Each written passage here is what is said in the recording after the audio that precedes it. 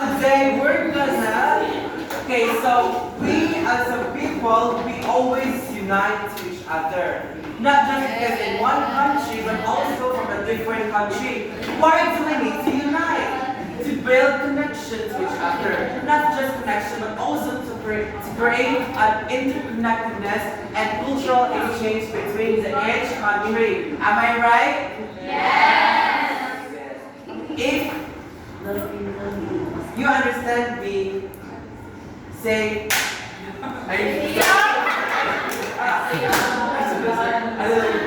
so now, what do you think about topic right now?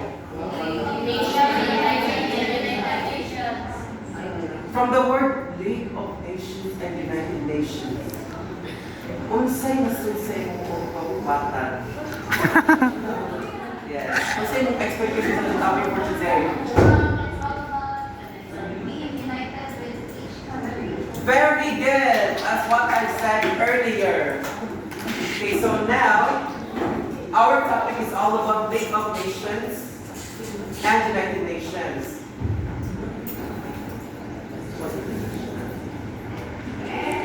League of Nations, the League of Nations was an international organization created after the World War I to promote peace and to prevent the future wars. So, League of Nations, the main goal were to maintain the international peace and security and to promote the prevention and to avoid the future wars. Kaya naman, ang mga tao sa una, grabe ka mga isog. Yes, right? Grabe ka na aggressive kay mga tao sa una. So, kaya nga nung aggressive pa kayo sila, kaya tungkol kay ubang country, greedy kaayo. Kailangan sila mo sa problema bansa. Na-feel nila, feeling independent. Just like nito sa Philippines sa una, right? Okay.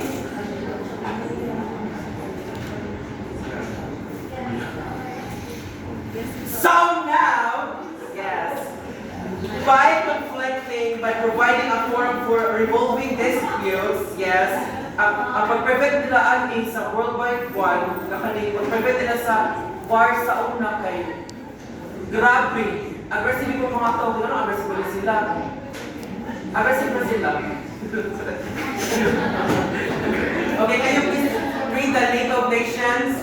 The League of Nations was an international organization created after World War I to promote peace and prevent future wars. It aimed to resolve conflicts between countries through discussion and cooperation, but it was unable to solve major conflicts and eventually dissolved in 1946. Failed sila. Ito sa pagka-aggressive sa mga tao. Next, United Nations. United Nations is a global organization established after World War II to maintain international peace and security and to promote human rights. Ay na po ang human rights. Isa ang atong rights as a person, as a citizen of a country. Kung sa World War I, kung sa League of Nations, ay yun ang i-promote is to prevent the war only. Right? Yes. To stop the war. Ang ilang goal ani for the country. Ang kaning World War II, ang ilang goal kaya is ang mga tao. To have the human rights and to promote peace. Peace. And human rights. And encourage cooperation among nations. It continues to work on global issues such as conflict resolution, humanitarian aid, and sustainable development. What's about mga Mr. Alexander, what is humanitarian aid? Okay, kana mo, akala siya humanitarian aid class, wala siya akala magkita sa to as mga disasters. What's about isa pa na first aid kit, isa pa pinag-show, sige katawan. Oh, very good. So, what's yung goal sa United Nations gani? Yes, and to promote, kasi promote nila human peace and human rights. What about the League of Nations? to stop the war. So makuan peace and to stop the war. So si kanian ng duha.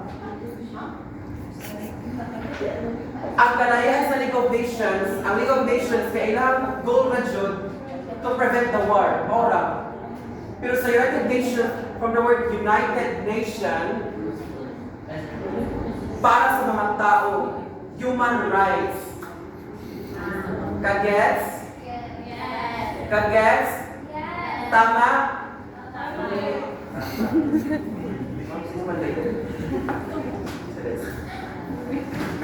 Number one question. What were the main objectives of the League of Nations and why was it established after World War I? Can you please read, Santos? The main objectives of the League of Nations were to maintain international peace and security, promote international cooperation, and achieve disarmament. It was established after World War I to prevent the devastating global conflict by providing a forum for resolving disputes between nations and for negotiation and arbitration. Ang World War I daw, okay? Kung naunsa sila, unsa nang i-promote gani ang kwan? World War. World War I. World War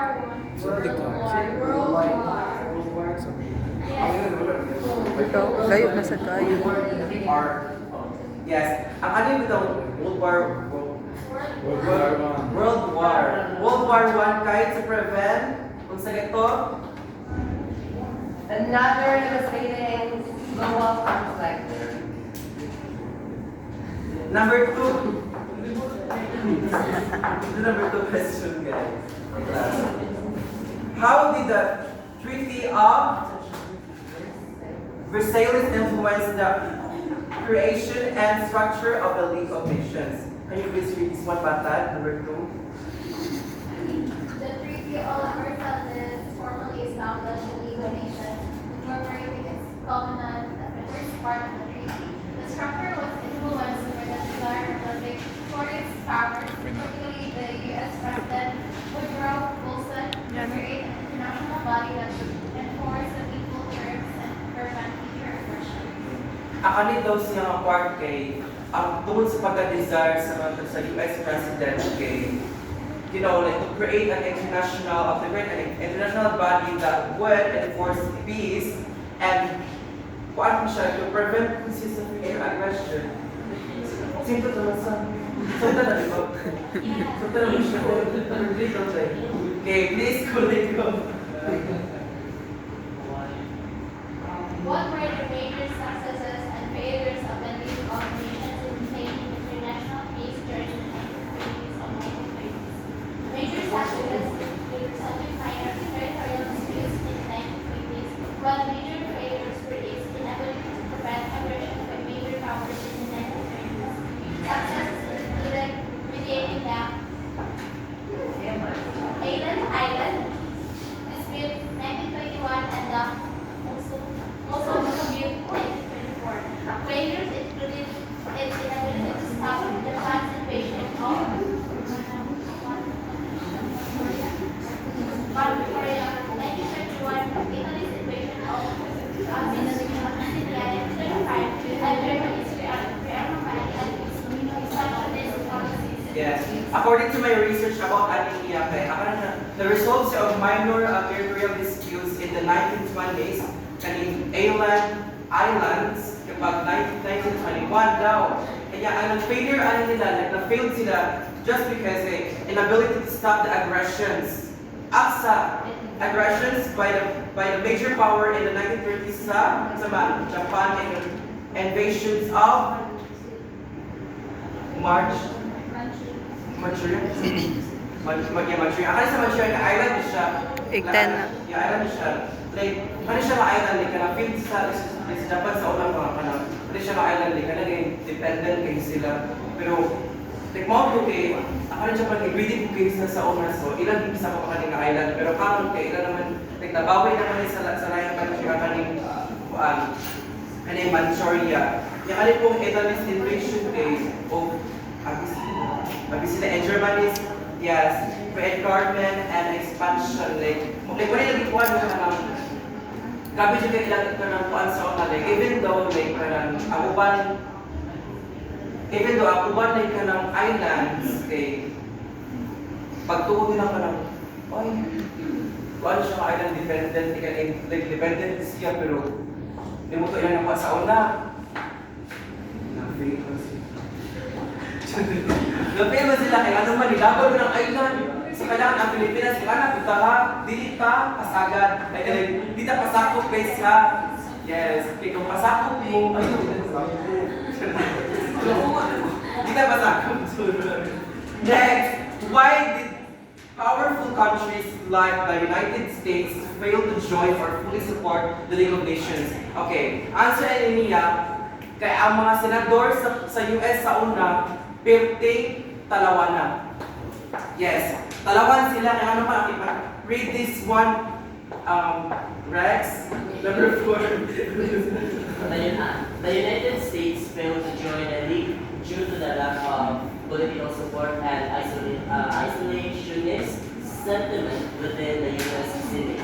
Many senators fear that league membership would entangle the U.S. in foreign conflicts and undermine congressional power to declare war, leading to the Senate's refusal to ratify the Treaty of Versailles. Yes. Ang atong US daw Senate refuses to approve the membership because kay dagan po senators kanang nahanap sila. No, nahanap sila kung anong regulation ka na base ni ka ng madrag out kanang madrag down ang kanang US. Gimutuloy as in nga sa una nagpiting nga ka na karon isog-isog sila kasi na pinisalang sa piling war karon. No, so kung isog sila sa una karon ay di sa so sa una dalawa sila sa una karon isog sila. Kung sa mga Pilipinas sa una isog karon talawan. Kaya ano man okay. Naadyo po ang kanangkuan ko like aside sa maadyo ang mga senators sa una sa US, weak ba nila ang Congress sa una? Unlike karon nga kanang bro, o karon apil sa katong war, di ba? Sa war, apil sa war tong so it means sila sa tapulan na sa character nila. So actually, sa una, kaya talaga isa sa una. Not just because ka kanang ano piani, pero kay weak kung sila pisa sa una, weak pa sila. Kagay sa ta, there we go. Number 5. How did the weakness of the League of Nations contribute to the outbreak of the worldwide II creation of the United Nations? Akali mo siya nag-league according to the book, the League lacked real reinforcement power. Yes, block sila like gonna stop the aggressive sa mga topic. Grabe siya bigyan ng isu grabe sila isu peso. So, like mo siya na major like kanang kuan sa una, di ka lagi ma-fail sila as in super.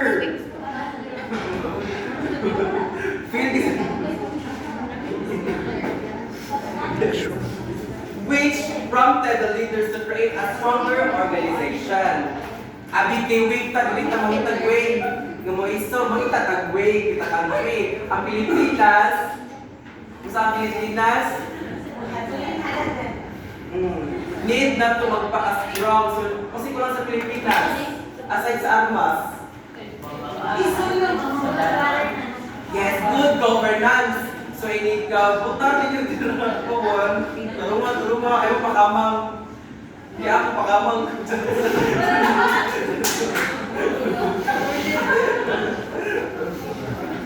Okay, next. Why was the United Nations established after World War II? And what problem was it mean to address? Okay. In short, the United Nations was established after World War II to maintain international peace and security. Yes. Ano saan na create peace and security and human rights kanang goal after the World War II. So unsa na tong goal nila unsa na tong World War ang atong ilang goal nila kay stop to prevent the future wars. World War II. World War. Ako ani, partners din.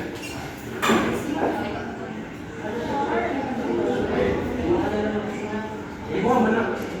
Ibo mo na tayo. Number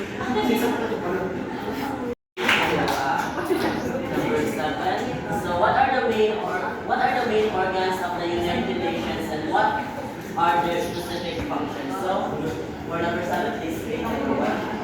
The main organs of the United Nations are the General Assembly, the Security Council, the Economic and Social Council, the Trusteeship Council, the International Court of Justice, and the Secretariat. Okay. So first we have the General Assembly. So the main deliberative body where all member states have equal representation and discuss international issues. So this includes the meetings sa mga governments or mga officials something. And then the second one is Security Council. We are responsible for maintaining international peace and security with the power to impose sanctions or authorize military action. And then the third one is the Economic and Social Council or the ECOSOC. So in this one, it coordinates the economic and social work of the UN and it specializes the specialized agencies. So the fourth one is the Trusteeship Council. So it is a largely inactive which originally established to oversee the transition of trust, territories, and self-government or independence. And then next is the International Court of Justice, the ICJ, the principal judicial organ of the UN, settling legal disputes between the states. And the last one is the Secretariat, which is the UN's executive arm, carrying out the day-to-day work as mandated by the other organs. And then the last one is, what are some major achievements and criticisms of the United Nations since its founding in 1945? So please read, Pablo. Major achievements include extensive humanitarian, peacekeeping operations, and the establishment of international law and human rights framework. Criticisms often focus against bureaucracy, the veto power of permanent Security Council members, hindering action, and its occasional inability to prevent major conflicts. Okay, so the UN has done a lot of good by like peacekeeping operations and also the establishing of international law and human rights frameworks. However, people complain that the UN is too slow and has too much paperwork. Also, another big problem is that 5 powerful countries have a veto, which means just one of them can stop a good plan from happening if they don't like it. Yes, yes.